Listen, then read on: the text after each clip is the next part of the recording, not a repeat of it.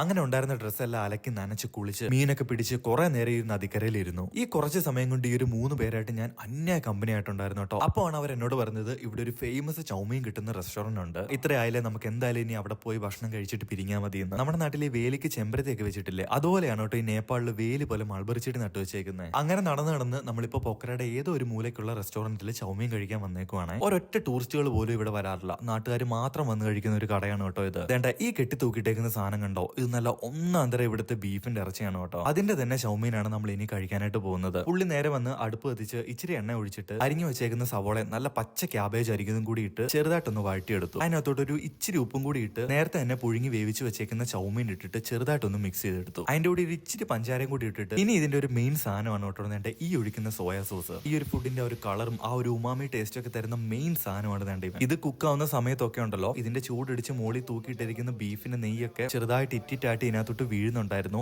അതിന്റെ ഒരു മണവും ടേസ്റ്റും വേറൊരു വഴിക്ക്. അങ്ങനെ ഒരു 10-12 മിനിറ്റ് കൊണ്ട് നമ്മുടെ ബീഫ് ചൗമീൻ റെഡിയാക്കി എടുത്തു കേട്ടോ. അന്ന് ആ കടയിലിരുന്ന് ഞാൻ കഴിച്ച ചൗമീന്റെ ടേസ്റ്റ് ഉണ്ടല്ലോ, അതെന്റെ ഹൃദയത്തിൽ ഇപ്പോഴും ഉണ്ട്. വേറൊരു കാര്യം കൂടി ഉണ്ട്, ഈ ഒരു 3 പേരെ പരിചയപ്പെട്ടുകൊണ്ട് മാത്രം എനിക്ക് വന്ന് കഴിക്കാൻ പറ്റിയ ഒരു റെസ്റ്റോറന്റ് ആയിരുന്നു കേട്ടോ ഇത്.